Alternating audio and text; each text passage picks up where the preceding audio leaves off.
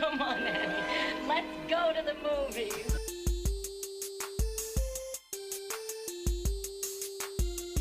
This is the Cinereelists, episode 710. My name is Kyle.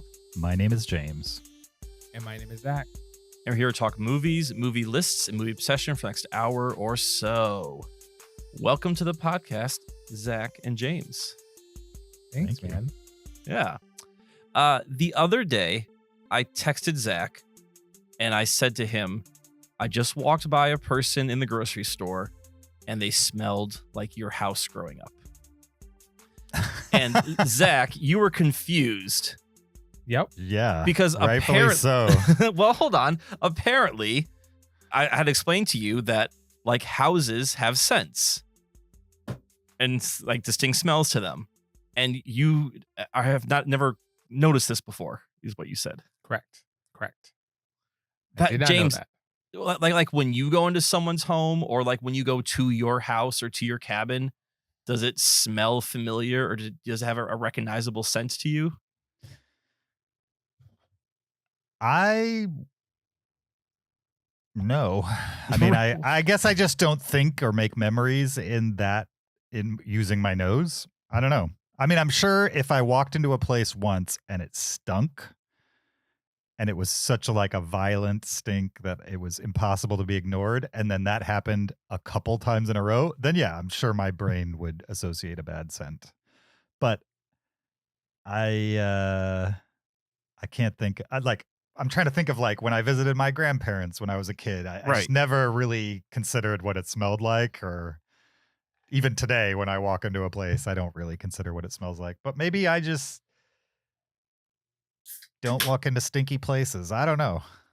Zach, okay. is this a good smell or a bad smell that Zach's childhood home had? It just smelled like Zach's home. Like it's just neutral, but neutral in the sense of like, oh yeah, that's what the house smells like.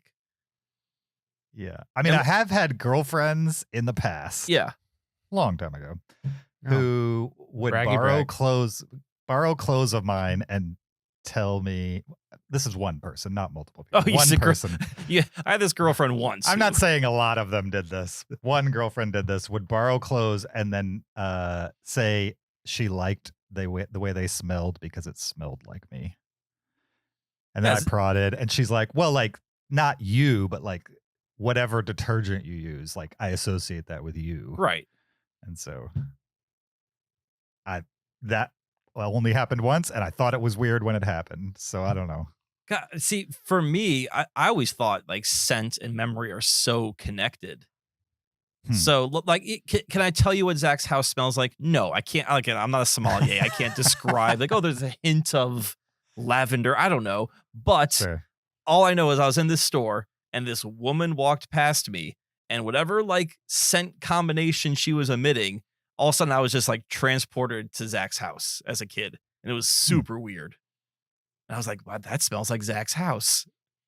Thinking that it's a common thing that people have scent memories, but apparently maybe it is. Not. I just never experienced this. Now I don't really have a great sense of smell, and so perhaps that's why. But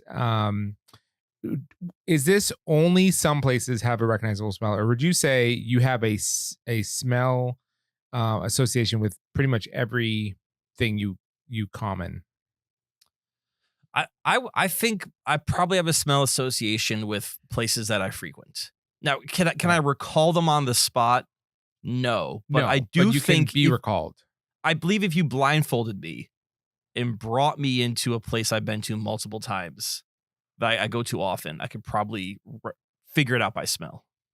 Is this all really?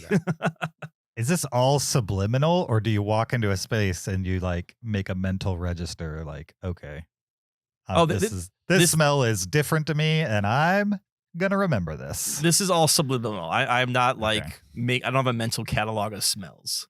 Have you ever walked by another person in your entire life before recently and said, oh, this person smells like a place I've been to in the past? Or is this the first time that's ever happened to you?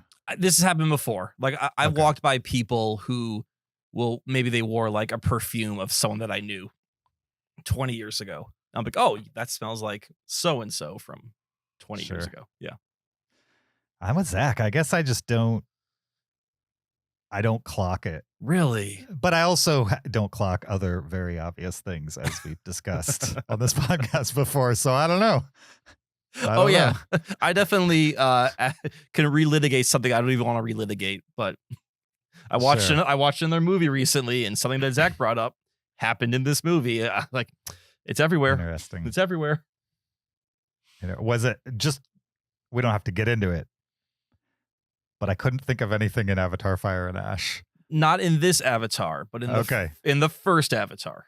Good. I'm trying not to watch movies with the anticipation of identifying something, because I think that will ruin all movies. Right, because then you're looking for it. Exactly. Right. But after I got out, like the next day of the theater, I was like, I don't remember it happening, but maybe it happened and it was so subtle, I didn't catch it. I don't know. I didn't catch it in this one, but sure. Avatar It's 1 not super definitely common in happens. action movies. It's bigger in things that have like flashbacks or like someone's describing something to someone. You know what I mean? Right. Sure. Or montage. Yeah. Yeah. Yeah. In Avatar, the first one, Jake Sully is like, he's recording his diary. So he's diegetically talking to the camera via diary. And then it cuts to montage of him, and it's the same conversation. He's still talking to the camera, but it's clearly now the ADR thing that Zach really bothers him. And it was very noticeable in that sense right there. So, It was, yeah. oh, Yeah. it was very much like, first he's talking here, and now this happens. You're like, okay, that's a huge difference. That was a great way to illustrate that, Kyle. Oh, really? Thank you. Yeah. that was on the fly. I didn't know if that would work or not. So Loved it. It worked really well. perfect. Okay. Nice. Well, speaking of Avatar: Fire and Ash and Avatar movies, we're going to talk Avatar: Fire and Ash, and I'm sure other Avatar movies will come up over the course of the conversation. So, pretty simple one this week. We're going to do a spoiler-free section, short at the beginning, and then move right into spoilers, because I think most people just want to know if it's worth going to the theater. And the people that are hardcores won't really care about that anyway. They're seeing it and probably just want to hear it openly discussed. So, yeah, should be a good one. We've all seen the movie. Before we jump into it, we need to remind you there's a video version of this podcast on YouTube. Go check it out there. Subscribe, watch while you listen. You could also support us on Patreon, patreon.com/Cinereelists. If you support the podcast, you get extra after show audio, amongst other Cinereelist swag. You could also support us by leaving an Apple podcast review, 5 stars only. We'd appreciate that. Or send us an email to heyguys@cinereelist.com, and we will likely read and discuss it on a future episode of the show. There are links in the description for any and all of those things. You guys ready to jump in to the third Avatar movie? Let's do it. Let's do it right after this clip. Look, I'm a Marine. I'm not taking a knife to a gunfight. Or a prayer. So what am I supposed to do? I can't run. I can't fight. Oh, that's right. Awa will provide. Yeah? So where was Awa? Where was Awa when our son... Jake! I'm in this place where I have nothing. Not my people, not my forest. Even my father's bow is gone. All I have is my faith that this is the Great Mother's plan. You have this family. That was Avatar: Fire and Ash, aka Avatar 3. This is a 2025 American epic science fiction film directed by James Cameron, who co-wrote the screenplay as well.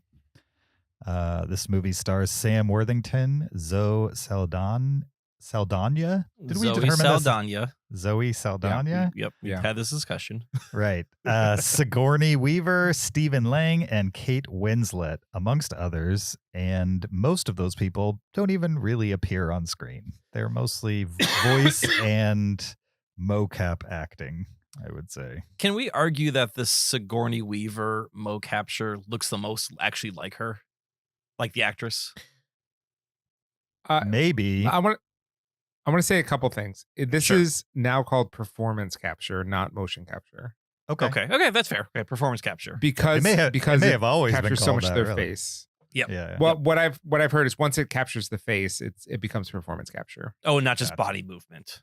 Yeah. Okay. And absolutely, that one looks like Sigourney Weaver, but I don't think that's because of the performance capture. That's an artistic, stylistic decision. Completely agree. Yeah. That her, even in the first Avatar movie, her avatar looks the most human facially wise, like facial features. Whereas Yeah. the other ones have like more Navi-like features. Right. Her look though bothers me the most in the movie because of the uncanny valley of it, because it kind of looks like Sigourney Weaver. Right. And you also, Sigourney Weaver is like a 60-year-old woman. Right. Not like a 13-year-old or whatever, however old this character's supposed to be. And let's be fair, like Zoe Saldana, and Kate Winslet maybe Yeah. would be people that we could recognize, outside of Avatar. Like Sam Worthington and Stephen Lang are not the same type of exposure as those other three people. Like Sigourney Weaver, I grew up watching Sigourney Weaver Right. movies. Yeah. So I am very familiar with what that person looks like. Whereas Zoe Saldana, some extent Kate Winslet, I like them, but I'm not sure if you put 10 white women in front of me that kind of look like Kate Winslet, I think I'd have a more difficult time picking her out than Sigourney Weaver in 10 women that were the same age and similar Sure. to her. I don't know. Sam Worthington, I couldn't pick out. I can't. Any lineup. they could Probably. recast Jake Sully and it would make no difference whatsoever. Yeah. But I also saw, like, in the credits, I saw David Toulis was in this movie. I'm like, I have no idea who David Toulis played. Yeah, CCH Pounder, who plays like the she was on The Shield, so I watched like 5 seasons of her. So I barely know. I know who she is in this movie, but okay, yeah. Visually, I don't think that person looks like her. Well, and Very her much. character was in this movie very briefly. Yeah. So yeah, didn't get a lot of CCH Pounder. Yeah. There's a couple of those that come up in the credits where I'm like, I know that person. I have no clue Yeah, I don't know who they were at all. which one they were. Yeah. Okay, Fire and Ash. Let's give the IMDb plot synopsis here. Jake and Natiri's family grapples with grief after Netiyam's death, encountering a new aggressive Navi tribe, the Ash people, who are led by the fiery Varang, as the conflict on Pandora escalates and a new moral focus emerges. Wow, you really have to be involved in the Avatar movies to kind of understand who these people parse are that. and what their relations are. Yeah, why it would matter. Like they're not like after Netiyam's death, who is the son of Jake and Natiri? Right. You know what I mean? Like they totally skip the context of why that would matter. Oh yeah, no, it's all these proper nouns without any context whatsoever. Yep. For sure. Before we jump into it, let's just how'd you guys see this movie? I saw it I started it about 6 hours ago and finished it about 2 hours ago. Okay. And I saw in it. a movie theater, I'm assuming. No, I watched it on my phone. It was a handheld version. It was a traditional okay. camcorder, right? No, Sure. no. I watched it in the movie theater. I saw it on 3D. I mean IMAX quotation marks, but there's only like 7 actual IMAX theaters in the country. So, Mm-hmm. but I did see it at an AMC in the 3D IMAX because I'm like, well, if I'm gonna go see an Avatar movie, might as well see it on the biggest screen I can access in 3D. Like, there's no point in watching these movies if you're not going to get the intended presentation that James Cameron is giving you. Like these aren't movies that are being, oh, let's make them 3D to make a couple extra bucks. Like he is making these movies with the intention of it being seen in the theater in 3D on a giant screen. So might as well see it that way.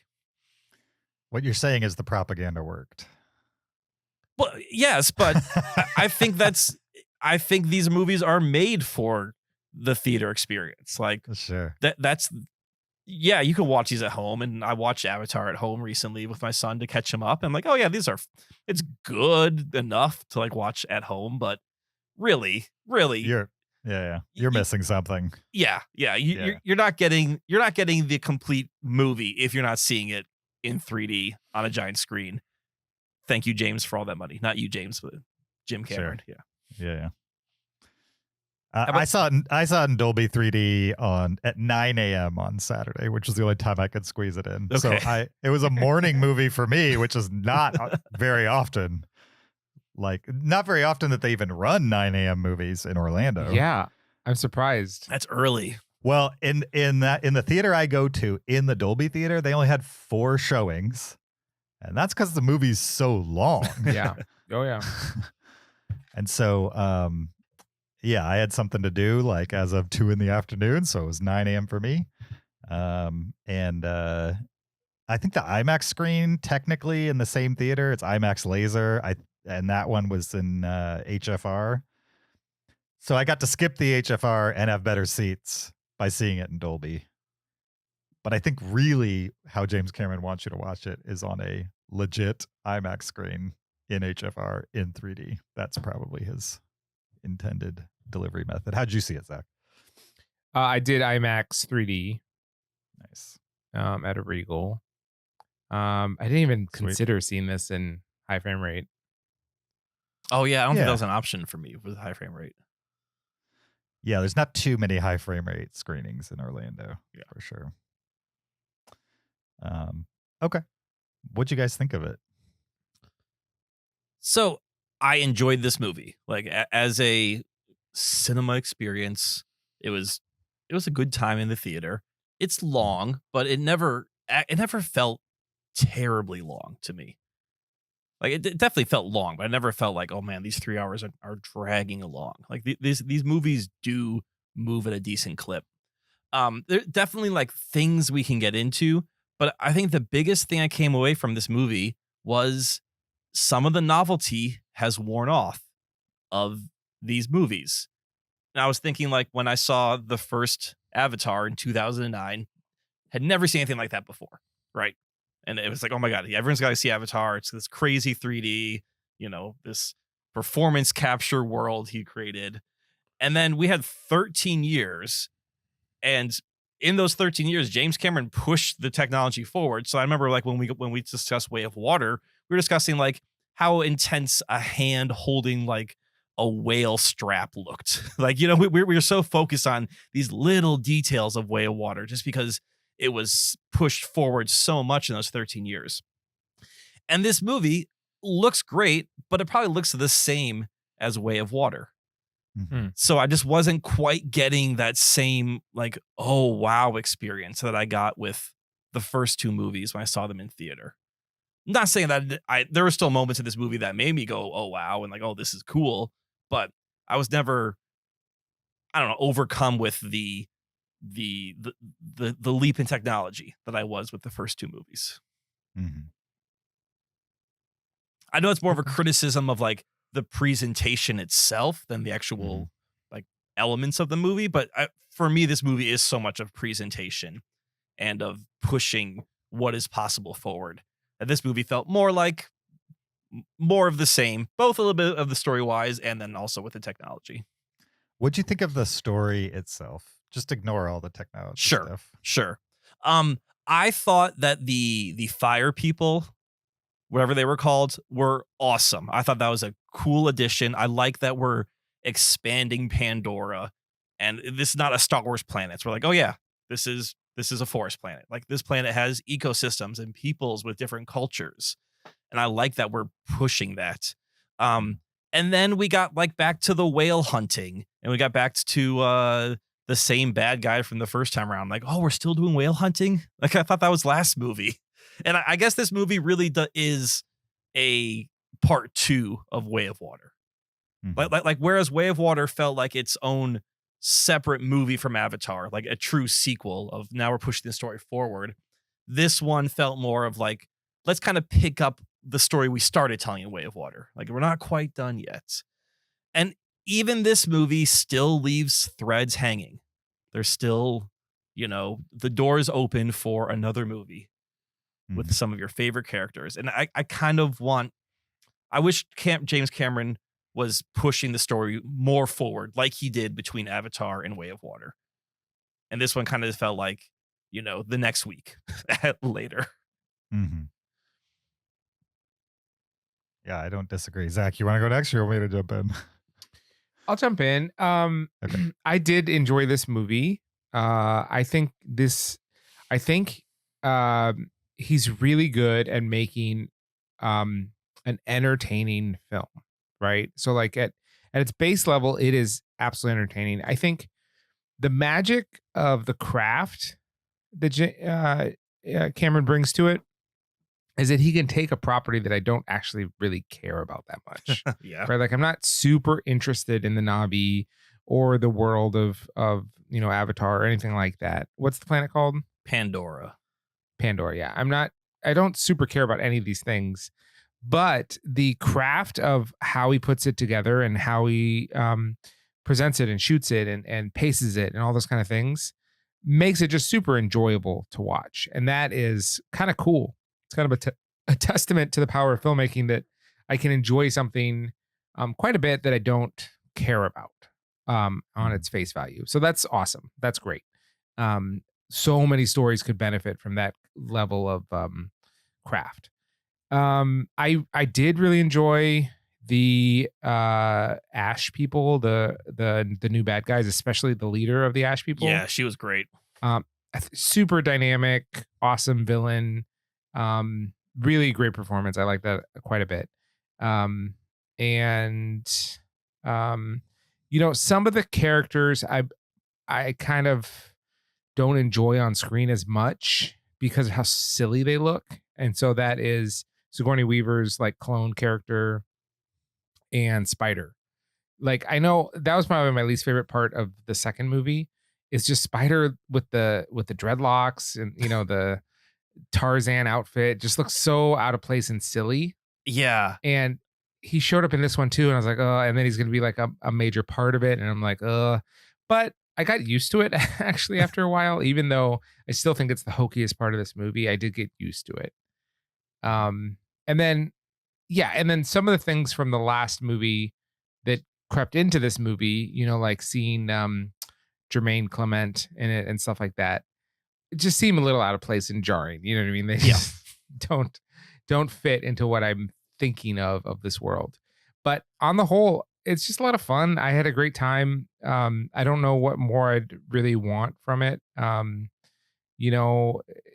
These movies tell like repackagings of kind of like famous stories, and I'm fine with that. I think it's cool. This one had some of that. So the basic review, I enjoyed it. It's enjoyable. It's made to be enjoyable, and it did a good job of it. I don't know if it's groundbreaking in any particular way, but he's good at making these movies. Yeah, I think I'm probably somewhere between you guys. I think we all generally agree, even on the highs and lows. I enjoyed my time with the movie. I had fun watching it. When I left the theater, I couldn't really tell you what happened though, that like changed anything compared to what we were presented in Way of Water. It's a Fallout movie. You know what I mean? It's just like it's 3.5 hours of like crazy stuff happened in Way of Water, and so this is how the Sully family is reacting to it. Right. And I got a lot of that, and I understood that pretty early, and it just kept going. And fortunately, like 2/3 of the movie, they start to wrap up the reasons why they're so heavily focusing on that. And I think it paid off to an extent. I don't think it paid off as well as Way of Water, which introduced us to the entire family in one movie, brought us up to speed on what happened in the last decade or so, and then delivered an awesome finale that made sense and still drove all the same points that James Cameron was trying to make in the first movie home even harder. You know what I mean? With cooler visuals, bigger spectacle, all the things you would want in one of these kinds of movies. And I feel like this one kind of failed at a lot of those things. It's not that that's a bad thing. It's just that's what I really liked about Way of Water. And this is not the same formula. Yeah. This is a Fallout movie. It's The Empire Strikes Back, which is also kind of a Fallout movie. But at the end of Empire Strikes Back, Lucas has set up a couple things that make you really want to see Return of the Jedi. Exactly. Yes. And I did not have that feeling at the end of this from a storyline perspective. There is nothing that happened in this that by the end of it, I can't wait to see what happens next. I will still go see that movie. Hopefully, the beginning of it, it'll make it better. But, he'll come up with some kind of problem that Empire Strikes Back is the second of a trilogy. This is the third of a possible trilogy. So right. I consider Avatar the prequels. Yeah, I kind of agree with James. Avatar feels like a separate storyline than this new era.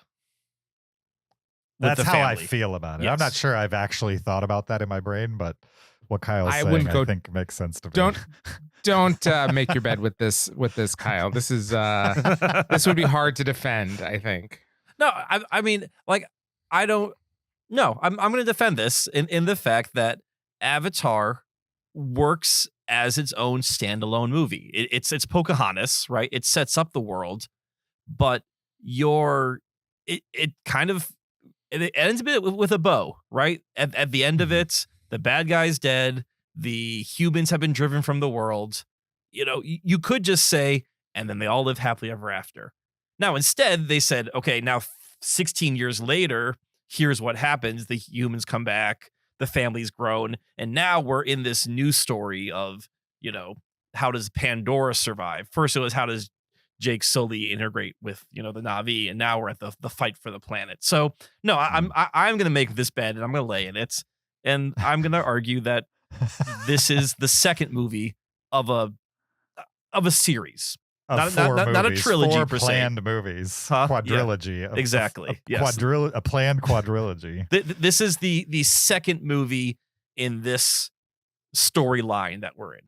I don't think James Cameron would frame it that way, but that's how I feel watching Yes. them.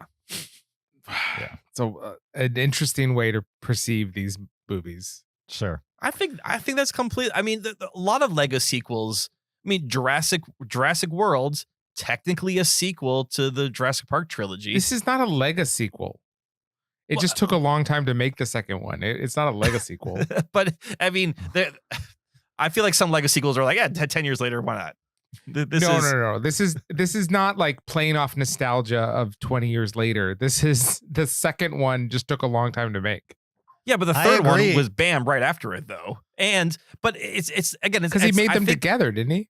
He did, but it's not just the distance; it's the story. Like if Way of Water picked up the next week, right?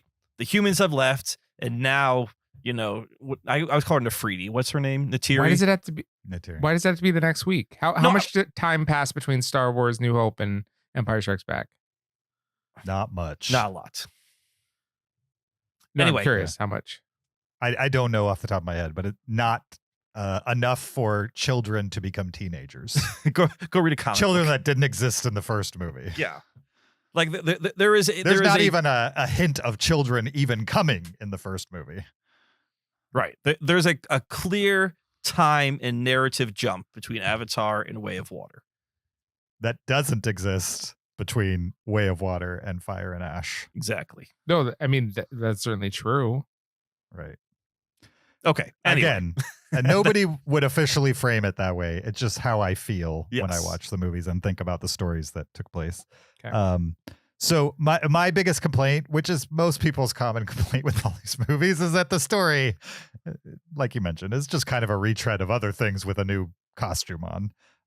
And that costume is pretty spectacular. Yeah. And I agree with Kyle that the effect of that costume being so close to the last one has worn off a little, but it's still pretty freaking spectacular, I would say. There are times in this movie where I was like, wow, I just, nobody else does it like this, essentially.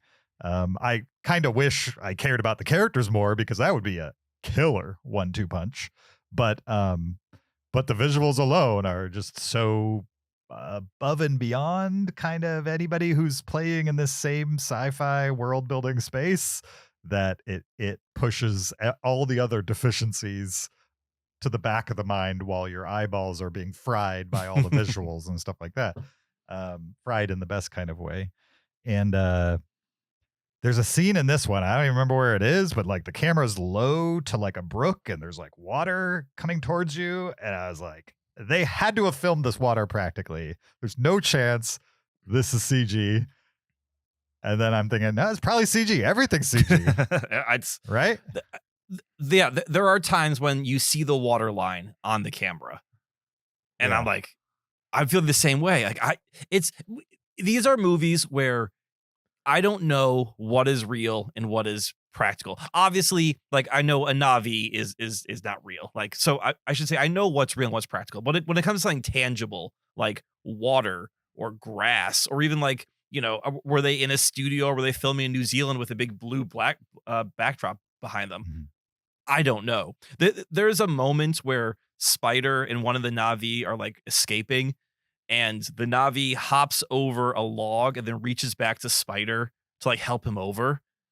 And I was like, well, that Na'vi doesn't exist.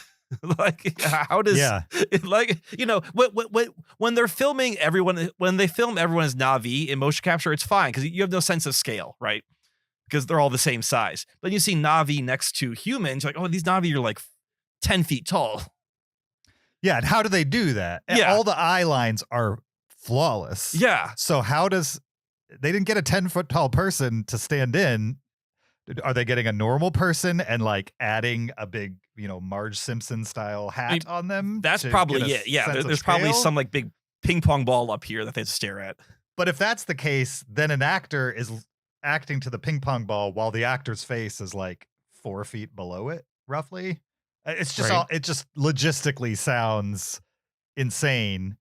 And the fact that you can watch it, and I have a fleeting moment towards the beginning when something like what you're describing, Kyle, that specific spider scene also took me out for like a half second where I was like, how do they do that? Yeah, no idea. But once you get into hour 2, all of that just kind of, I sink into it and I completely forget that these things aren't real. Right. And they are doing some master level trickery to have normal sized actors with huge Na'vi. All the command center scenes with the, you know, 3 or 4 Na'vis walking around with humans, and all the eye lines are flawless. It's insane.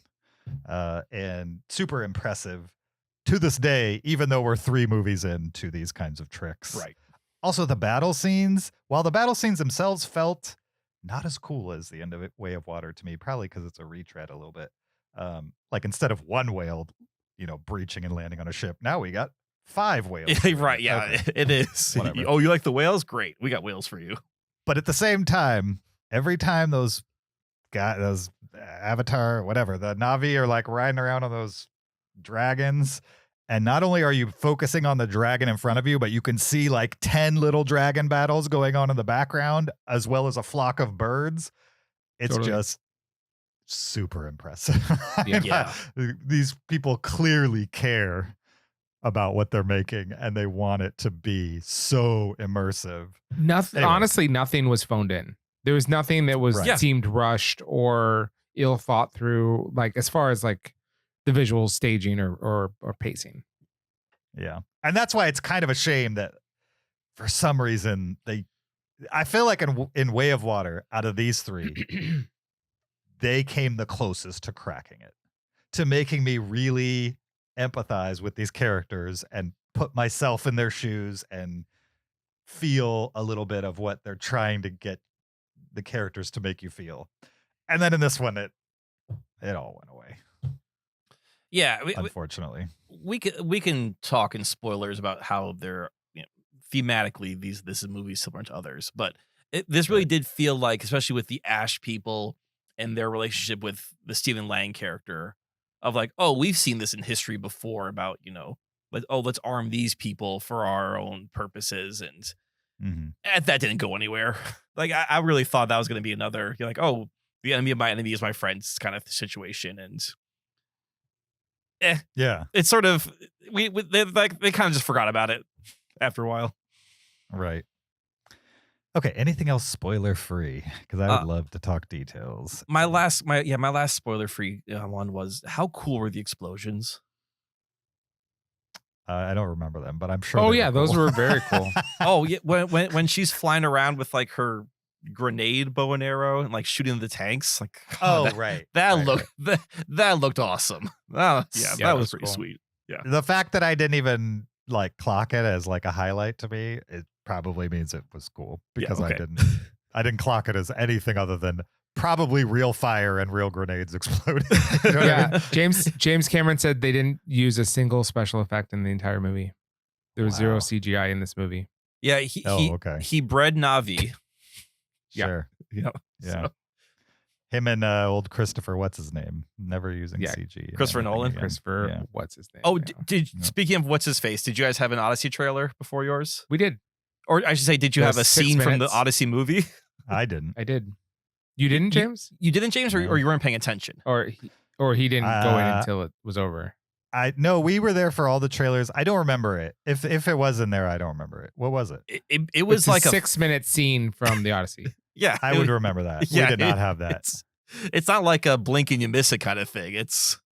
No, I had an Avengers trailer like after all the cinema, Which segments. Avenger did you have? I had Captain America. I also had Captain America. Yeah, we had that. Okay, because I hear there's 4 of them. Oh, really? But maybe every week is a different one. I'm not sure. So, Well, to be honest, not that we have to go into it deep. Not that I could care less about Captain America. It was just such a non-anything. It was not even. I guess they're assuming that people will be so hyped about this, but they have not done a good job of hyping me about the next Avengers movies. So if you're going to give me nothing for the trailer, okay, you'll get no enthusiasm from me then. Steve Rogers. Sure. Kyle, what did you think of the Odyssey teaser? I mean, it looks awesome. I like the antiquity story that it's telling. I don't know. I hope there's more to the movie than I hope that wasn't the big scene, because that was a pretty cool scene we saw, like with the music pulsing and everything. I think that is the prologue. I don't even think that's the movie. You think that's the prologue, and then I guess it's the Odyssey, and so the Odyssey takes place after the war. Good point. Right. The actual stuff at Troy is the Iliad. So I think that is and then the opening credits, So you think we'll get that? It'll be credits, and then it'll be the Odyssey. Yeah, because he has a whole adventure to go on. Is Matt Damon Odysseus? Yeah. Okay. All right. Yeah, I think it's probably far more likely they put the climax of the movie in a 6-minute preview a year before it came out. I think that's the case. Well, no, not the climax of the movie, but is this the it's a pretty well done scene, with the music and the tension, and there's some action to it. It's not a trailer, it's a sneak preview. Sure. Yeah. And I'm just hoping that they didn't give us the coolest moments of the movie as their sneak preview. No. What we saw has got to be in the first 15 minutes of the movie. Probably. Yep. Yeah. And Spider-Man's in it too. Do you notice that? Tom Holland. Yeah. I've yet to. He plays his son. He plays Odysseus' son. Okay. Yeah. Who's all grown up. You've never seen a non-Marvel movie from him? I don't think so. No. Really? Yeah. I don't think I've seen a non-Marvel Tom Holland, because everyone that comes out gets bad reviews. I remember Cherry was supposed to be a big one, and that got bad reviews. And he's got one that's worth watching. Okay. I think he was in that one. He was in The Impossible. Yeah. Have you Never seen The seen Impossible? Never seen The Impossible. Kyle, you should. Oh. Impossible's great. It's on the watch list. That's a Yeah, must 'cause watch. it's the one director. Yep. It's that one director. Oh, okay. I'm sorry. I've seen Onward. Apparently, he's a voice in Onward. That don't count. J.A. Bayona. That's who directed on The Impossible. Okay. Sure. Oh, my bad. I've seen The Lost City of Z. Apparently, Tom Holland is in The Lost City of Z. Okay. But I did not clock that he was in that movie. You never saw Uncharted? No. Oh, he was in Locke, Zach. Yeah. The movie I don't know where how. evidently has a voice role. Isn't that just Tom Hardy? Not Tom. Yeah, Tom Hardy. Yeah. Yeah. In the Heart of the Sea is pretty watchable. That's a Ron Howard movie. I do want to see that movie. I'm Moby Dick intrigued movie. by it. Yep. It's worth seeing. Yeah, the rest of these you could probably. Yeah, like I remember The Dev All the Time coming out. I remember Chaos Walking coming out. I remember Cherry coming out, and all of them got sort of mediocre reviews. Pilgrimage, he has a meaty role in that. They're definitely not the best movie ever, but not bad. Pilgrimage, okay. Pilgrimage, Irish medieval set film. Oh, that sounds intriguing. It's got a bunch of other people in it too. You gave it 1.5 stars though. Okay, evidently I did not like it, but for some reason in my brain it wasn't so bad. What did I say about it? You said quality production, boring story. There you go. So which could maybe be your review of Fire and Ash also. Yeah, I don't think it'll be at a 1.5 because the spectacle is in Pilgrimage is a little lower than Avatar: Fire and Ash. Okay, you guys ready for spoilers? Yes. Yeah. Let's do it. This is spoilers for Avatar: Fire and Ash. So if you have seen the movie or you don't care about spoilers, go ahead and listen on. If you have not seen the movie and you don't want it spoiled for you, you should hit pause, go check it out, and come back and listen to this later. Let's just go in the same order. Kyle, what do you want to? Where do you want to start with this one? Oh, it's so much to spoil. I don't know. Put me on the spot here. I think we can talk about the whale of it all because I was disappointed we went back to the whales.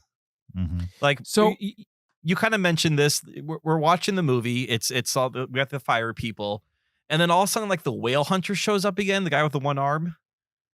And I was like, oh yeah, like we're hunting whales still. Okay. Well, can I defend that a little bit? Sure, please. Sure. I think if you want these movies to be episodic, whereas like now we're in the water world, now we're in the volcano world, and then we're going to go underground in in Avatar or Pandora, right? Then yes, it would be disappointed that we go back to the whales.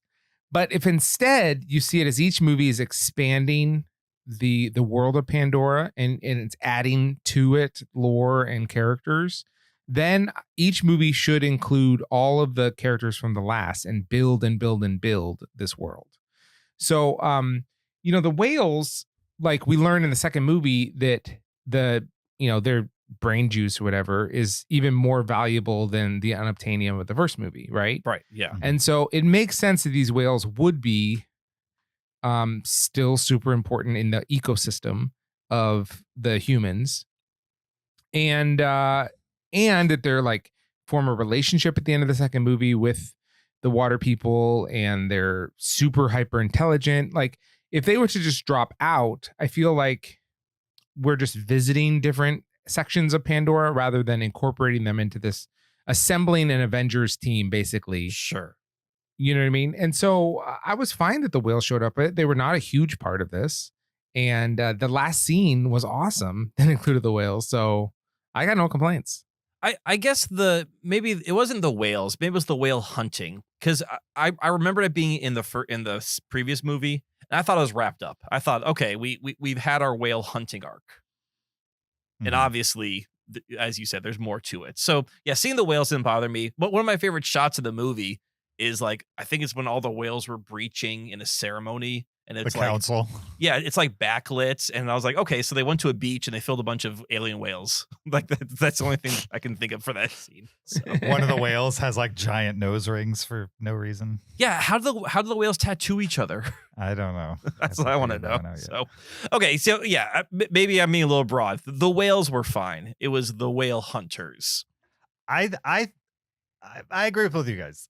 The whale content that's in this movie and the whaling content wasn't what bothered me. It's that it's just so close to the last time we saw this.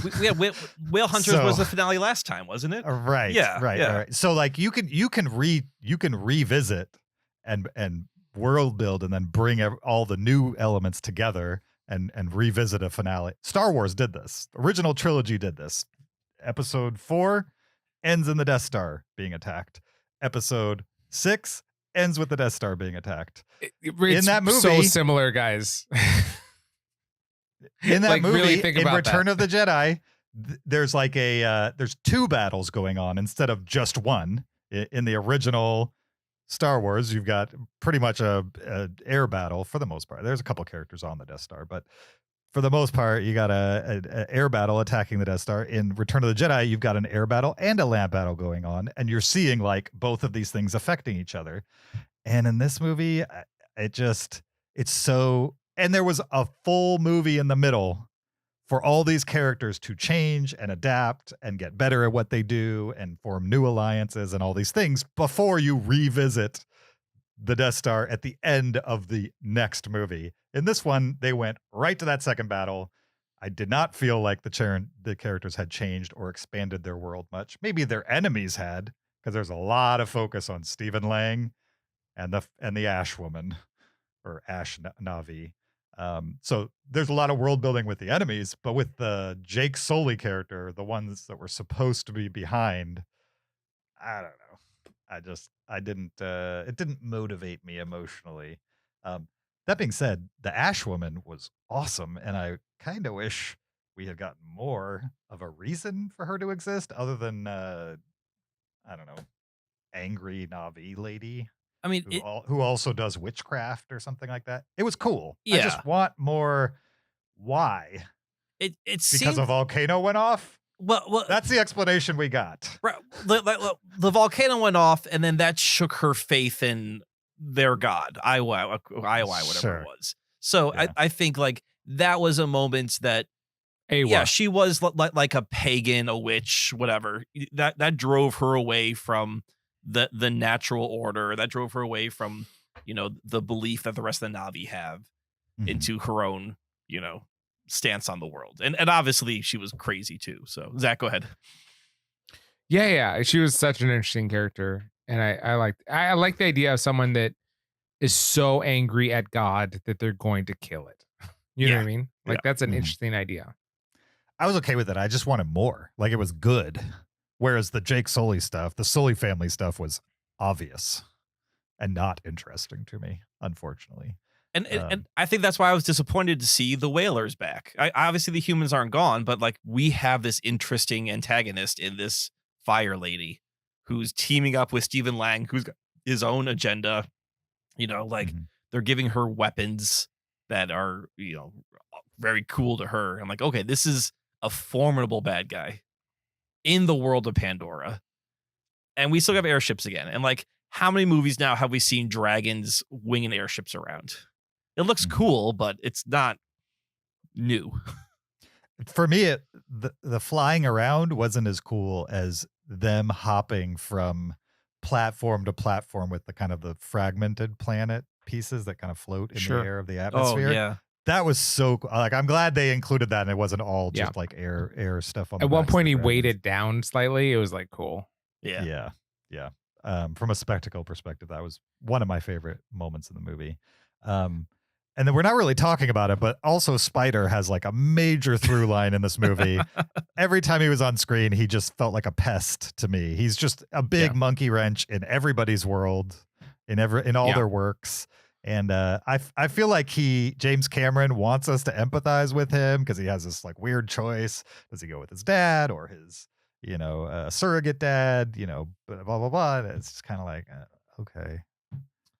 Fine, whatever. What is this, a soap opera? I don't know. So there's a point where this movie goes almost very dark, right? Where Jake finally realizes, oh, Spider is because Spider can now exist on Pandora without a mask. Like his whatever system can handle their atmosphere. Mhm. Like, oh, he's a threat because once the humans figure that out, then they're all going to come here. And he takes Spider away to kill him in the woods.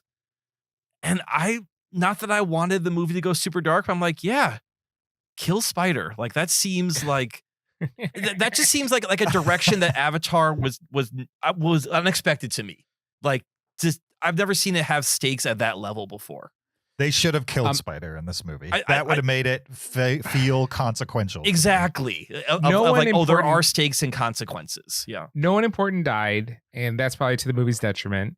I did like that. Are you being serious or facetious about that? That no one important died? No, I'm asking Zach. Right. Oh, okay. I'm being serious. Okay. All right. Yeah. I did like that Neytiri was like totally for let's kill Spider. Like, right? There's a number of times where she totally would have killed Spider. Kyle, I'm curious if you know what that scene was referencing. The going to kill Spider scene. I mean, where he takes him into the woods. It kind of reminded me of Mice and Men. That was Abraham sacrificing Isaac. Oh, okay. So that was a biblical reference there. Yeah, that was 100% Abraham sacrificing his son Isaac. Okay. And so, like, as soon as that started playing out, like, I absolutely knew he was not going to kill Spider. Because Abraham not kill Isaac? Correct. Yeah, he does not kill Isaac. Okay. He defies God and does not. No. Would have been a better book if he had killed Isaac. He 100% would have killed Isaac, and then at the last second, God stopped him and then provided a sheep for the sacrifice. Oh, okay. Yes, that's true. All right. Well, I do appreciate. So, Zach, were there other biblical references? Because I've heard other people kind of say like, oh, there's a lot of Bible in this movie, and I didn't know if. No, there wasn't. Okay. It was more Apocalypse Now. Who's Colonel Kurtz then? What's his name that went the actual colonel. Yeah, exactly. Yeah, no, it's always colonels. Like, if you make it to general, you must be stable enough. But like, I think so. They seem to let anyone become a colonel, no matter how crazy you are. and then the non-crazy ones, they get to go to general. So I don't know why that is. Sure. It's like if you're a colonel, you have just enough too much power, but not too much power. Yeah, that's funny. Okay, so we all agree that Spider should have been killed in the woods. It would have made for a better movie. I don't know about in the woods, but at some point in the movie, if he had died, I mean, the poetic justice would be the colonel accidentally killing him out of his own rage, or you know what I mean? Whatever. That would have been the poetic justice type of moment. And then in the next movie, you have him coming back with a vengeance, blaming everybody but himself, because if he blames himself, then he's culpable for it. You know what I mean? And then he becomes an actual Colonel Kurtz, where he's off with the fire people in his own little. I mean, they're kind of going that direction even without killing Spider. Let's be honest. But give him more. I agree. Yeah. Give him more motivation to do it. I mean, if you want really like complicated characters and like nuanced drama, you have the head Navi guy. What's his name? Jake. Yeah, Jake Sully. You have him go to kill Spider. The Colonel saves him from Jake. And now Spider's conflicted about, even more conflicted, right? Like the guy that I want to be my father tried to kill me, and the one that I don't, who is my father, saved me. Yeah. Then the Colonel dies, and then Jake eventually leads a resistance against the Navi and Jake Sully. Oh, Spider. That's the Spider leads complicated a version. resistance. Yeah, Spider does. Yeah. That's Call up Jim Cameron, and why aren't you writing these movies? Yeah, I was kind of waiting for Spider to flip the script. Yeah. Or them to give him a reason to do that. Because what's her name? Neytiri is definitely like, yeah, I don't like this little pipsqueak. Get him out of here. You know what I mean? And then Jake taking him out into the woods and practically killing him. You'd think that'd be enough for him to turn a little bit. He doesn't. He's like kind of Yeah. endlessly loyal to the Sully clan for Yeah, some reason, yeah. even though they were about to off him in the middle of the woods. There's one thing I picked up in this movie. I want to get your guys' take on why this is an exploration in the film. Okay. There is like every permutation of like, how can we splice human and Na'vi together? Like, so Jake Sully like is an avatar that became like a permanent avatar, right? One like guy, a ceremony. Yep. Yeah. Sigourney Weaver's clone got cloned and reborn as a baby and grew Mhm. up to be Na'vi as a clone. Oh, I'm You have sorry. Spider, Yeah. whose DNA is like infused with Na'vi DNA or whatever. There's just like every I like think version he's of more this. made of roots at this point. He's I mostly don't even think he's dreadlocks. Na'vi. He's just like part of the planet. He's Awa is what he Yes, is. yeah. It's just interesting. There's so many like different versions of what a hybrid between these species are. Right. I wonder if Cameron's building to the Sigourney Weaver character and the Spider character, since those are kind of like part of Awa or related in different ways than like your traditional Na'vi or your humans, if like they're going to be kind of the big battle at the end of this. And eventually he will turn Spider and it'll be like those two who have Awa connections fighting it out. I don't think Spider's going to go bad. He would have in this Yeah. movie if he was ever going to. I know. The- I'm bummed about that because it feels I would have cared more about that than what we got in this movie. I would much rather Spider go away than become like a central part of this movie, of this franchise. You know what I mean? He is a central part though. I even know, without him but- going bad. But he doesn't add anything. I don't like him. No. He didn't annoy me as much in this one as he did in the last one, even though there's more of him. There was more reason for him to be in this one because they give him a reason to be by the end of the last one. How cool was that merchant ship and then the attack on the merchant ship? That was That- cool. The balloon whale type Yes. things. Yeah. Yeah.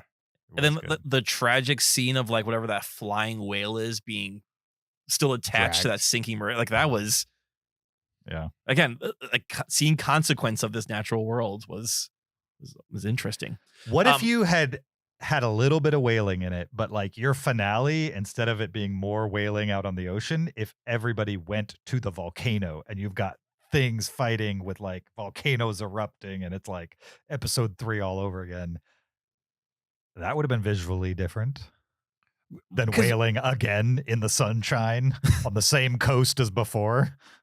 Because we really don't see like volcano land. We have one It's scene in brief. it, right? It's brief. Yeah. Yeah. And true, it's not as vibrant. It's pretty ashen and burned out. It's, there's not a lot of bioluminescence going on with volcano It was land. badass. It was like a heavy metal cover. I would have totally preferred a battle in that area, which we might get in the next movie. Who knows? But it felt like we retreaded in this one.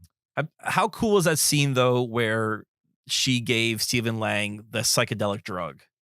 That was great too. Yeah, and like all the effigies were coming to life around him, and I thought that was an awesome scene. That I haven't done too many drugs in my life, but a few times I did a long time ago. That's how I remember it. It is like the yeah. You can still comprehend everything that's going on around. At least the stuff I did. Yeah, I could comprehend everything that was happening around me. I just disassociated from most of it while participating right. in the life that was happening around me. Like I could still have conversations. It just felt out of body while I was doing yeah. it. I would say out of body is a great way to describe it. Yeah. And I would say things that I felt were normal things to say, but were kind of goofy because I was on the goof juice. You know what I mean? It was- You're a little out of it. right. To go back to biblical allegory, Zach, what about the Sigourney Weaver clone being sort of a virgin birth? Oh, I didn't even think about that. I mean, I don't. You could say that about any clone, I guess. But I don't really see any parallels to But- the virgin birth from the Bible. Okay, but what about then her also having like they said, oh, you're the daughter of Awa. She has this the strongest connection, it seems like, to that spiritual. There's kind of an world. antagonistic connection. Like, what is that? Like, the whole part of it was like blocking you and like That's a good keep holding point, you yeah. back. I don't know how the movie has built that up or justified that, or they asserted it, but why is that the case? Yeah, I don't know. don't think Is they she said. too I don't remember. powerful? Like, is Awa afraid of her Yeah. power? And even like she, like kind of the opposite of like connected to Awa, she's barred from Awa. She can't even go in the water because of her seizures. When when Spider got his breathing ability, she said Awa didn't help, and so she had to do it herself. Oh, okay. So she's almost like this alternative to Awa Hmm. as far as like spiritual abilities or whatever. Mhm. So maybe that's why Awa sees her as a danger. Yeah, possibly, but yeah. So I'm not exactly sure what's going on there. It was funny when we saw Awa, and it was just like a face, a big face. It was the baby from 2001: Space Odyssey. Yeah, that's what I thought too. Yeah, that's what I thought. Pandora is just Earth post 2001: Space Odyssey. Yeah, I didn't even think of that. I was just thinking, really? This is. I was shocked they even like gave it a visual representation. Yeah. No, all I got was Stanley Kubrick vibes. Like, oh, it's a Star Child. It became the god of this planet. Uh-huh. And as we all can now say in canon, Avatar is a sequel to 2001: A Space Odyssey. I think Kubrick actually meant it as a trilogy. 100%. 2001, and then Avatar 2 and 3. No, he meant it as 2001 was the prequel to the prequel, which is Avatar. And then the real trilogy starts with Way of Water. That's Mhm. yeah. AI was just this diversion he was working on.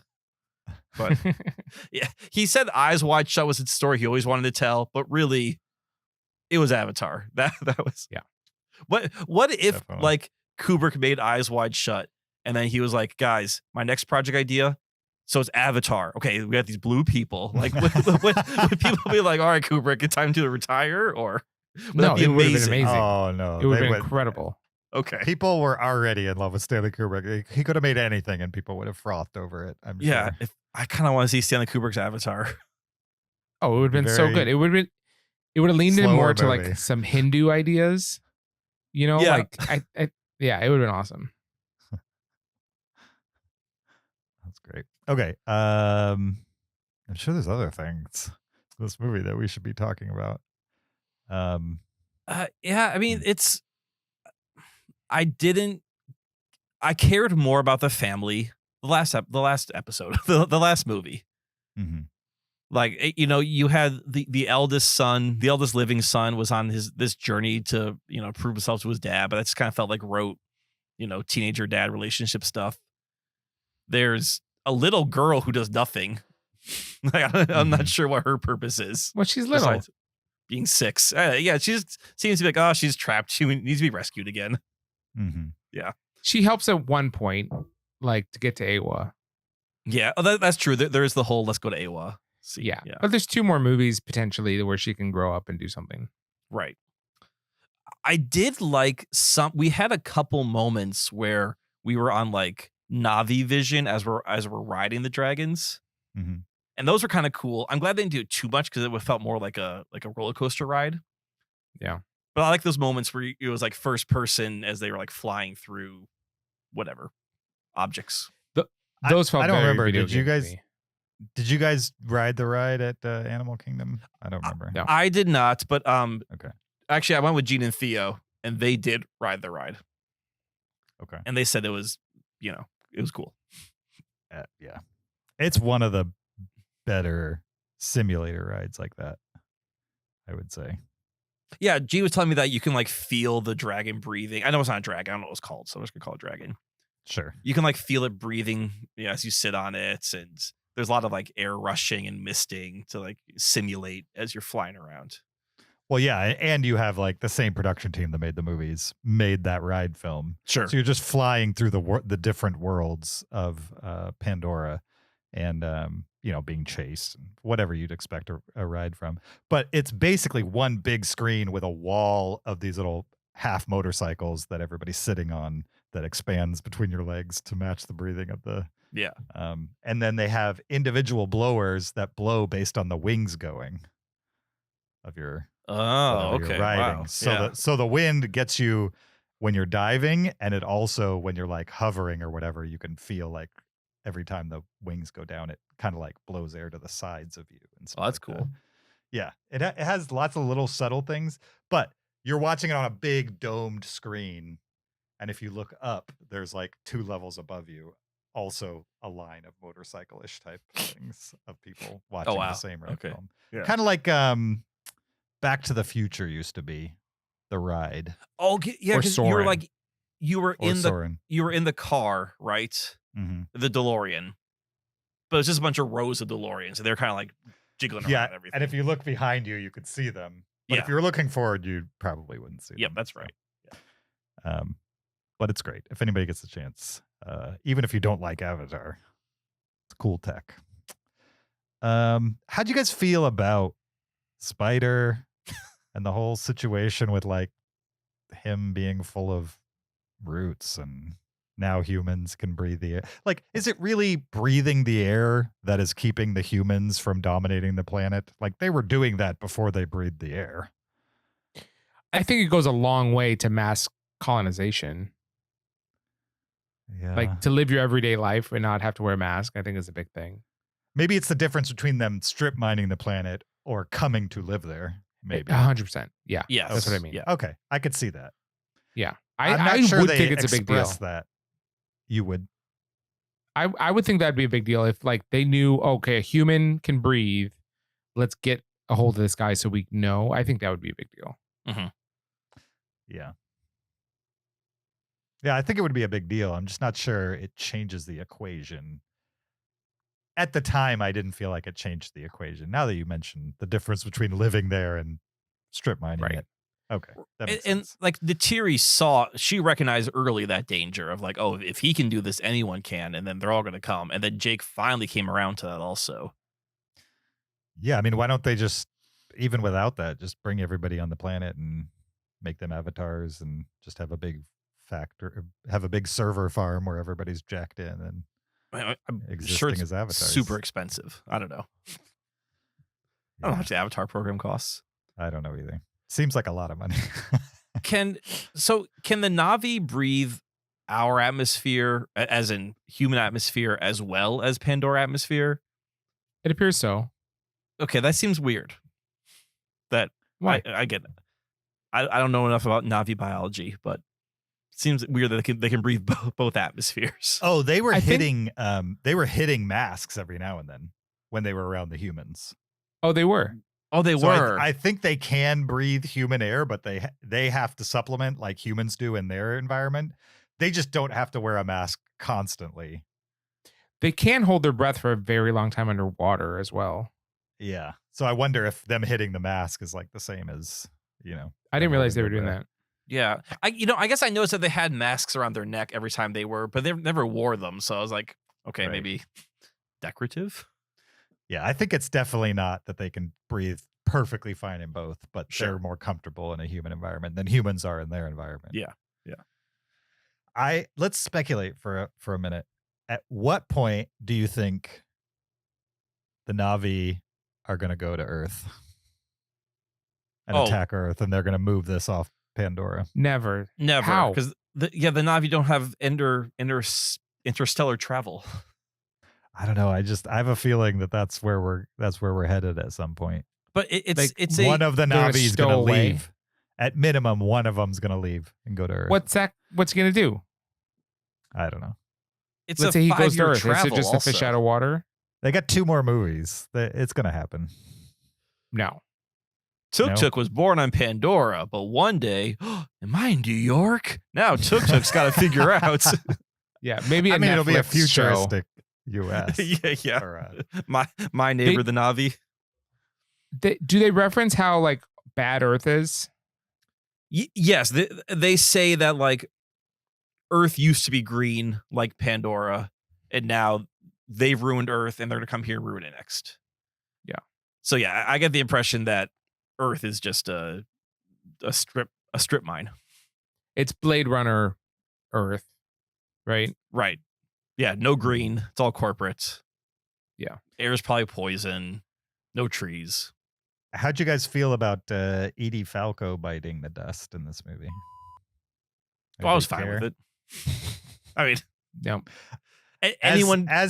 As somebody who's met Edie Falco, I was kind of bummed. I was like, man, just keep her in. I like the idea that like she was on The Sopranos and now she's in the most expensive movies ever made. As someone else who's met Edie Falco, I was fine with it. As someone who's never met Edie Falco, I like seeing her in this movie, but anyone could have played that role. Like it's Agreed. It could have been Toni Collette. It could have been Sigourney Weaver playing that role. Like it was a very interchangeable role. In fact, when I got out of the movie, I was like, it's kind of nice that James Cameron's making these insanely expensive movies and inviting all his old washed up actor friends to be in them. Because like Giovanni Ribisi is not taking paychecks anywhere else, and yet he's in these movies for some reason. Yeah. Sigourney Weaver, love her. She's a legend. Nobody's looking for her to be in action movies anymore. She was in The Gorge this year. Right, exactly. And yet he's got her in this movie and somehow she's 16 years old. Yeah, exactly. Somehow he cast her down. Right. Yeah. There's a couple people in this. Even Kate Winslet. Love her too. But like she's never been in any action movie that I can think of. Unless you consider Titanic an action movie. I take that back. She was in that movie. That's right over there. Oh, that one. Yeah. Divergent. She was in the Divergent. Oh, she was in movies. Divergent movies? Yeah, I mean, she's she a bad was. guy. Oh, okay. She was Never saw like the president of Divergent Land or something like that. She wasn't exactly in the action heavy scenes or anything. But She was not President Snow, but a different president of this dystopian world. who does Kate Winslet play in this movie? She plays the pregnant water Yeah. woman. Oh, really? Yeah, the That's her? chief's wife. Yeah, Yeah. that's So her. who does CCH Pounder play then? I thought that was CCH Pounder. No, CCH Pounder plays Natiri's mom. Ah, So she's all over the first movie, Avatar. okay. And then I think she's in this briefly because don't they like, oh, let's go home and see grandma or something like that. She's grandma that they reference. Okay. All right. Interesting. Yeah, but Giovanni Ribisi, like, he's cleaning house with these movies, and I mean, Yeah. dude I haven't seen that guy in anything for 'Cause he 10 years. doesn't need to. He's got Avatar money now. Yeah. And then I recently saw Stephen Lang in. Oh, Stephen Lang was in that Sisu. Yeah, sequel. he was in Sisu too. Yeah. Yeah. Yeah. Yeah. Yeah. I liked him in this. He's a good character. I think he's by far the best part of these movies. He's Even better than all the Navi people. what better he's- than Sam better- Worthington? Absolutely. Of course. Better Far than more the, interesting. The Ash lady leader. The Ash lady was cool looking, and the actress who did the performance capture was awesome for sure. The character design, I loved all that stuff. I just connect more with that up to. character. I look up to him. No, I feel like that character We all has look up to the potential, Navi. right? Let's be honest. We're all waiting for that character to be on Jake Sully's side. It is going to Oh. happen in these last So two you movies. think he's still alive? They're teasing it. Nah, I don't. We saw him yell as he approached the fire. This Obviously, is not a Han Solo situation. He is 100% alive for sure. I want to see him as the third antagonist. Like, or the third faction. Like, I don't know if he's going to join Jake's side. He might be running his own little rogue operation with Ash Lady. He's going to be anti-human at some point. Yeah. Okay. He's True. going to be more Navi, even if it's with the Ash Lady by his side. He's going to be more Navi and more like, okay, I've switched sides. This is our planet, and I'm going to use all my military knowledge to make sure that we get it done. Mhm. Like 100% could see that happening. And have to save Spider also. Don't forget Spider. Yeah. Maybe that's how Spider goes against everybody. Oh, Spider- what if the Colonel went to the Navi side, the bad Navi side, and then Spider sides with the humans, and then you got like a three-way battle in the. I would Spider side movie. with the humans. don't Spider know. hates the humans. Yeah, Spider would either go with his father or with his surrogate family. He doesn't hate humans. Well, he wasn't raised by them. He's never been around them. Right, but he's conflicted because the humans haven't actually done anything to him. But he's seen what the human. I mean, he has seen human actions through the eyes of the Na'vi. Yeah. But he doesn't hate them. He I don't wouldn't know. kill No, them. He's like He dancing hates- around in the human base and stuff like that. He doesn't hates hate the them. mining humans. He doesn't hate the human Sure. race, but the corporation he's seen kill tons of people he cares Right. about. That's true. Like his surrogate brother died from it. Yeah. Totally forgot his brother died in that first movie. So like it opens with them riding around together. I'm like, oh cool, the brothers are hanging out. And then I was like, oh yeah, that's right, you're dead. I was Sure. very distracted by all the "you good, bro? Yeah, cuz Yes! you good, bro." They kept calling each other bro all the time. Right. It felt way too like human. It felt way too human of like now. Yeah. Mhm. Yeah, it bothered me. They're like, bro, come on, bro. I mean, if you've been around teenagers at any time recently, that's how they talk. Recently, No, but agreed. That's annoying. Human Yeah. teenagers do in America. Yeah. I just didn't expect. Like, what are they going to make a 6-7 joke? Like on Hopefully. Pandora? Hopefully. you know, Oh, you did that wrong. If these, what do I mean I did it wrong? That's not how you do it. That's the 6-7. I don't even know. You I gotta know what live you're it talking this about, way. but I don't know what you're doing. If James Cameron had not filmed this 5 years ago, there would have been a 6-7 joke in it. So Dude, this movie somebody calls somebody else a beehole. And I was like, this is a James Cameron movie. That's- Nobody has said that word in a movie for 10 years at least. Yeah. yeah, doesn't not Spider-Man also want to 20. be whole? Yeah. I was surprised how much swearing there was in this movie just for something that it wants to make so much money. You know what I mean? Like it. Well, I mean, they used beehole and stuff like that. They weren't saying hardcore curse words. No, didn't Sigourney Weaver drop the B rhymes with which word? Sure. Yeah, but that is not a harsh curse word. They're not saying see you next Tuesday all over the place and stuff like that. They did though. They did not say No one see you says see you next Tuesday. Tuesday. Okay. I don't know what that means. Oh, Oh, okay. yes, you do. Now I know what that means. Okay. I don't know. I was surprised that the beeholes and the other things were in there. But it was they didn't even use their one 4-letter F word. They never say the word for excrement. Did they not? Oh yeah, they did. I don't they did. think so. Did they? They did. I don't remember. Yeah, they it. did.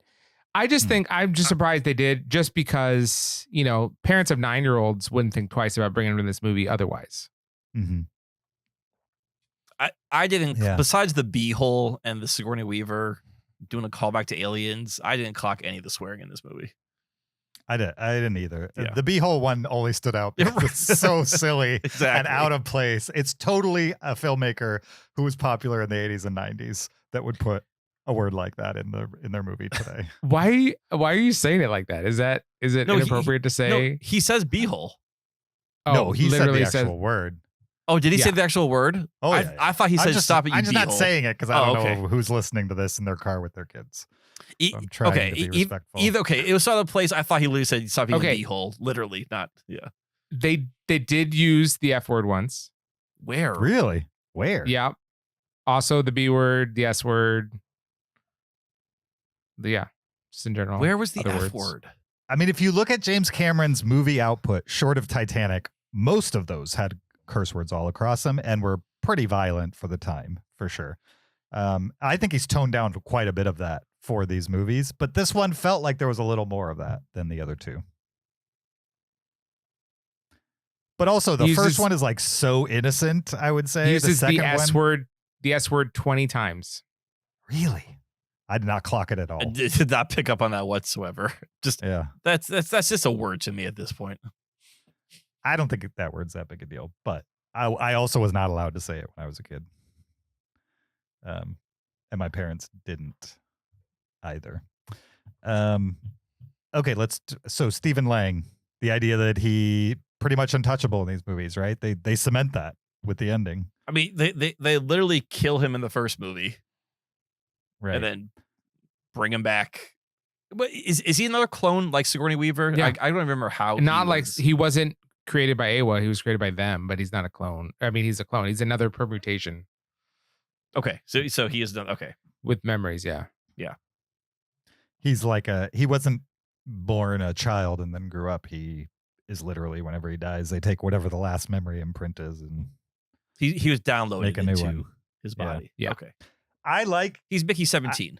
I wish they had gone into this more, and I'm sure they will in other movies, but the idea that Spider rejects him because even though his brain is filled with memories that makes him his dad, he's not his dad. You know what I Right. mean? Like, he's just a clone of his dad. He's a, whatever.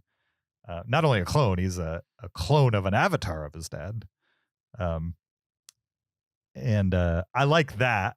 I just wish they had explored it more from both perspectives of Stephen Lang's character feeling rejected because of that, Right. and also Spider being more conflicted with the idea that he's going to look past that in order to have a relationship with his birth father or not. You know what I mean? It's like they posed the question and then they shelved it until it was convenient, and then he made a decision and there was no seeing the process of why he made that decision. I don't know. It just felt like there was more to mine there that would have intrigued me more about the Spider character. Instead, we get him dancing in the lab and stuff like that. And I was just like, Yeah, it's Spider's just. I think we've established the least interesting. It could be interesting character, but just kind of there. I'm One with thing I Zach. Just really- visually, I'm not sure there's anything that could come out of that kid's mouth that would make me not cringe yeah. when I see his Tarzan boy Well, act on the screen. He actually like swings through vines in this movie at one point. Like he goes full Tarzan. Right. Well, like let's give him some progress. Like put some pants on him. Make him live in both worlds and be conflicted by it. There's just not enough of that for me. When clearly they're hinting at that. Go ahead, Zach. One thing I really enjoyed in this movie, I always like, is when two people are like enemies, right? And they're trying to kill each other, but then they have a shared goal. And so then they start working together. Like, so when Spider's in trouble, then they start working together and then they're like allies and actually helping each other towards that goal. And then as soon as they accomplish the goal, they're tired and then like sit there and they're like, okay, let's just be tired for a second and like slowly respect each other. And then, okay, let's go back to killing each other. I love that scene whenever that comes up in any movie. Nice. I mean, it's one of those things where they take a moment and you hope they realize, like, why are we fighting? Like, why is this worth it? Like ultimately, they don't have the same goal, but they might be able to align on more things than they think. Right. They have more in common than they have indifference. Mm-hmm. I love when characters are super decisive. So like when he decided like, oh, they're gonna capture me, I'll just commit suicide and just jumps off the cliff. He decided that in like 2 seconds. And I was like, I love that level of like decisiveness of just, he did not hesitate. Same with the general when they're like, their ship was the propulsion's broken or whatever, and they're headed towards the, vortex or whatever. Oh, but the like, magnetic field. They tell her, they're like, okay, we're headed towards the vortex. And she's like, abandon ship. And it's like, she did not hesitate at all to give that huge thing. I thought it was amazing. Yeah. I love that. See, the Colonel's he's got general instincts. He's just a little too crazy. Yeah. Sure. One thing we didn't talk about in the spoiler free that we definitely could have, but let's talk about it now. I mean, Natiri is kind of awesome in the first and second movie, and in this one, she's just an angry mess at the beginning, and then she kind of disappears. I mean, she's fighting with them towards the end, but it felt like if there was one main character that kind of got the short end of the stick in this one, it was her. There just wasn't a whole lot of, I don't know. It felt inconsequential compared to some of the other things that were happening in the movie. Yeah, I mean, she got injured earlier in the movie. Mm-hmm. So that kind of took her out of the action for a while. But yeah, she was so interesting in the other movies. She didn't have much to work with in this one. No, in this one, she was just rage. I kind of wish there was more of an interaction between her and the Ash Navi, the witch lady. You know what I mean? A little more of a one-on-one thing going there. Like maybe the Ash woman has the hots for Jake Sully or something, and I don't know. That's very basic line of drama you can introduce to it. Something more inventive than my simple brain can put together, but just something for me to bite into with her character. I felt like she was mostly absent from the movie, even though she was there. No, You see like that what now if with like financially her and Sully had to like live together in order to like afford a certain apartment or something. Yeah. And so they we get broke to up, see but they them, like- couldn't. Right. They broke up, but they Yeah. couldn't live separately because they couldn't afford the bills. Exactly. Yes. Right. Yeah. They stay together for the kids. A bottle movie. Yeah. Or I mean, let's be honest. I like the drama they set up at the beginning, where it's like Jake is not really mourning his son. He's just trying to figure out how to get revenge. You know what I mean? He's like trying to make things better, power through it, and she's clearly in mourning, and they disagree, and it just doesn't. It never went anywhere. Yeah, you don't see. I mean, not that I want this to be a relationship drama in like Blue Valentine or something or Rabbit Hole, but like you could have had more of like this wedge being driven, and again highlighting the fact that he's not Navi, even though he looks like them, he doesn't think like them, he doesn't have their shared experience, he doesn't have their culture, and It was in there. It just wasn't in there enough, and eventually she just accepts it and joins the war. Yeah. That's the vibe I got. I get what these are valid gripes, Mhm. but for a 3.5 hour movie, I am glad that more of the movie was not taken up by things like this percentage wise than by action. And Well, I think that was intentional. And I think that these movies would not be as entertaining if they did that, because the pacing would not support it. Well, I would replace some things then. Like I would, if we're gonna spend more time on their relationship, then maybe we don't have the Sigourney Weaver character, or we don't spend so much time with like the growth of the teenage son, or we don't have wailing being the Again. like they're. I don't want everything. I don't want this to be the same movie and more. I just want different focus to make the movie, I think, more than just like here's another story of the Na'vi and the humans fighting. So he's planning 2 more of these, right? He wants to If make this does 2 well. more. I think I don't know Right. if there's what's gonna happen. Oh, I mean, I read an article that a lot of people are saying this didn't make as much as Way of Water. It also didn't have 13 years of pent up, anticipation. So I think that makes sense to me. And also, from what I understand, like something like 70% of its total box office is worldwide. So like US box office, which was that 70 million, doesn't really mean much, really. Not only that, but from what I understand, these movies don't set records on opening weekend. They set long-term records. Yeah. So I think he's going to be just fine. Maybe it won't make Way of Water money, but it will be a lot of money, and they will make more. The question is, can it survive another movie that gives us a little bit of the deja vu vibe like this does? I kind of feel like whatever the next one is, it needs to be not totally different, but like it needs to push story forward much harder than this one did. I would say give us our time jump. Yeah. Like, I'd be fine with that. give it it's 5-10 years later.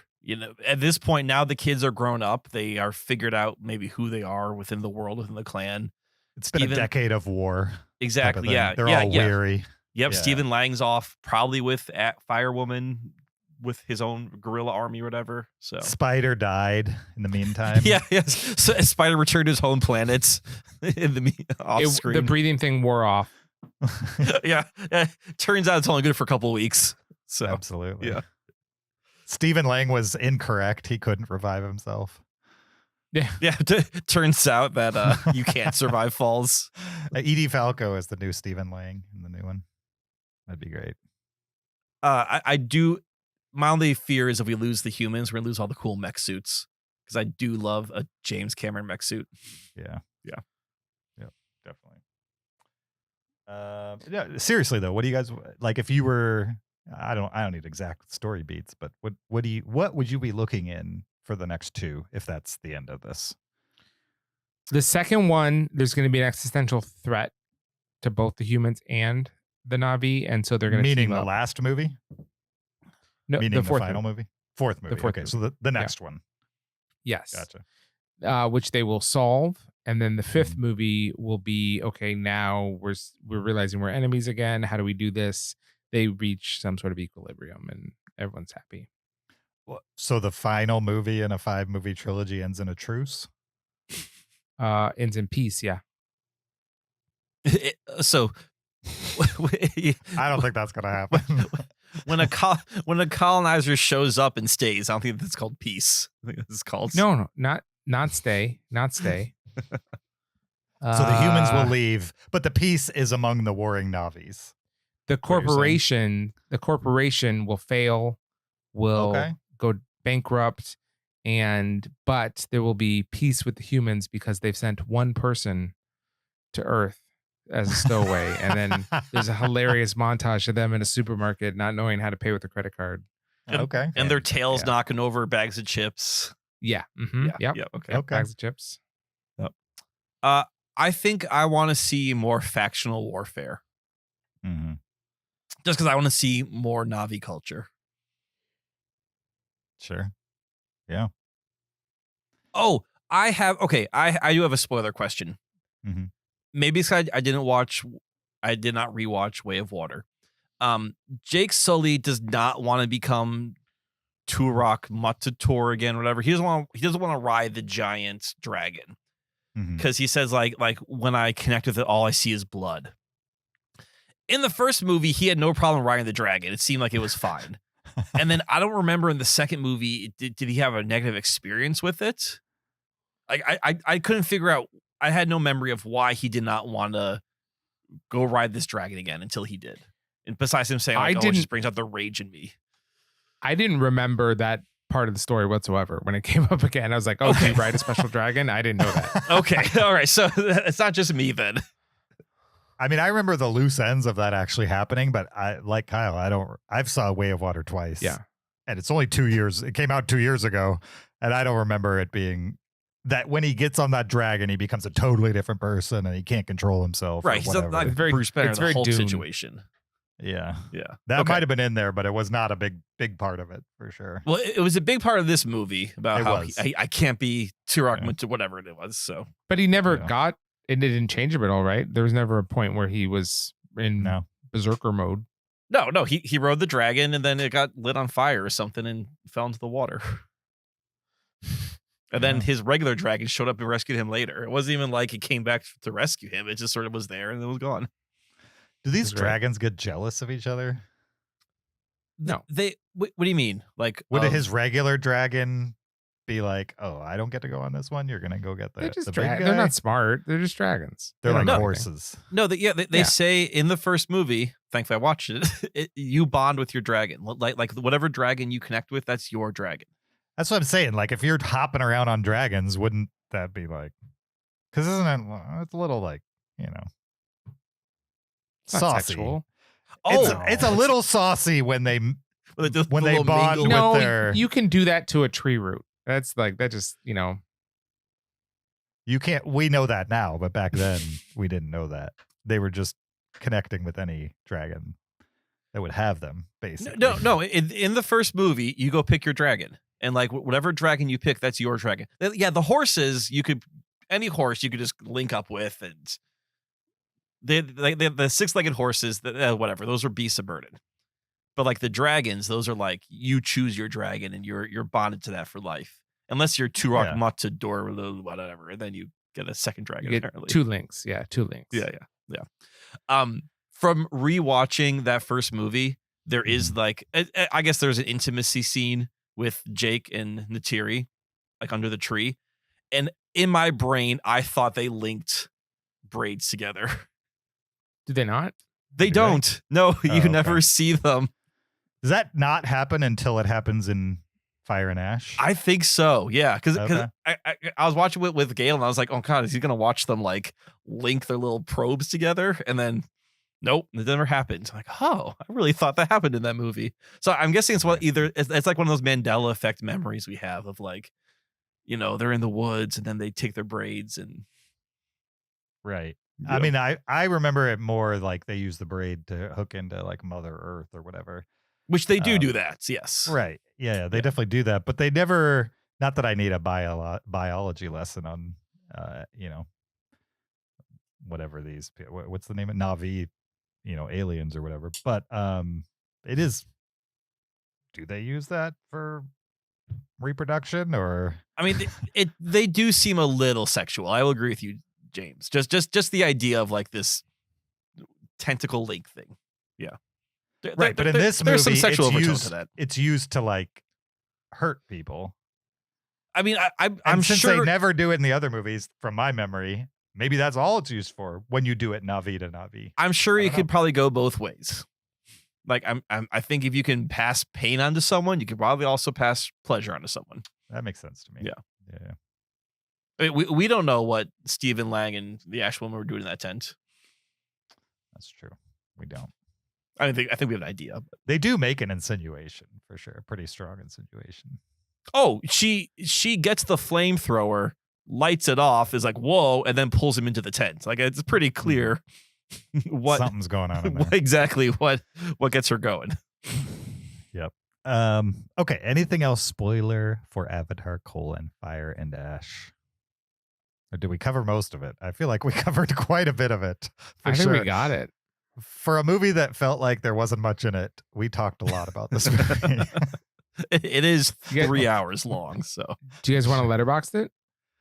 Let's do it. Sure. Out of 5 stars, what are you guys gonna give it? 3.5. I'll go I gave it a 4. Okay. Two 4s for Zach and I. Do you remember what you gave Way of Water, Zach? 5. So did I. I gave Way of Water 4, so that's why I think Way of Water not only is a better movie, but that 13-year gap helped. Yeah. Not only technology-wise, and also just like the anticipation, the distance, the wow factor, like all of that helped for sure. I think if we compared the stories at the end of all of this, they won't be all that much different as far as the quality of the stories, but the newness of the first one helped. The newness of the first one of this section of the movies. All right. A 3.5 and 2 4s for Avatar: Fire and Ash. What'd you guys think of it? Did you like this movie? Did you not? Do you agree or disagree with us? Let us know via an email. heyguys@cinereelists.com. Send us an email. Let us know what you thought about the movie. Maybe we'll discuss it on a future episode. You could also check out the video version of this podcast on YouTube. You could support us on Patreon. You could leave us an Apple Podcast review. All those things we'd appreciate. You could also follow us on social media on Twitter, Facebook, Instagram, or TikTok @Cinereelists, or you could follow me on my personal Blue Sky or Letterboxd account @YoJRB. You can follow me on Twitter or Letterboxd @Shaubin. You can find me on Letterboxd @PeterSKB. Nice. We will be back next week with Spinal Tap 2 and a revisit of the original Spinal Tap. Not necessarily in honor of Rob Reiner. We kind of wanted to talk about Spinal Tap 2 before the recent stuff that happened. But yeah, we want to talk about Spinal Tap 2 next week. So that's what we're talking about. I believe it's on VOD online. So if you haven't seen it and you're a fan of it, or maybe you just want to experience it for the first time, check it out. We're going to be talking about that next week. And until then, I guess Merry Christmas to everybody. Happy holidays if you don't do the Christmas thing. Yeah. Anything else you guys want to say? This is the last episode of the year, I believe, right? No, we have another one. We have one next. Is tonight the last night of Hanukkah? No, that was last night. I wouldn't know. Oh, last night. Okay.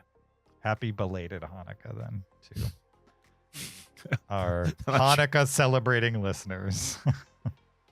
And we'll see you guys next time. Until then, keep it cinereal.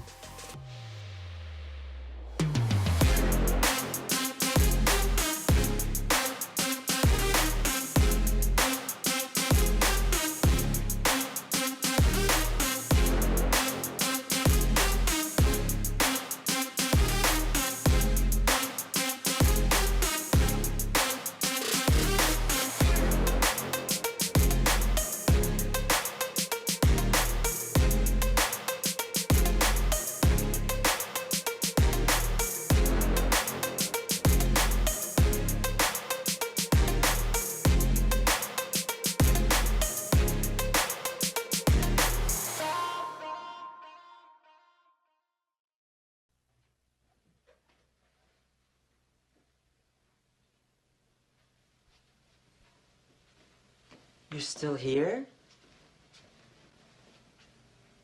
It's over. Go home. Go.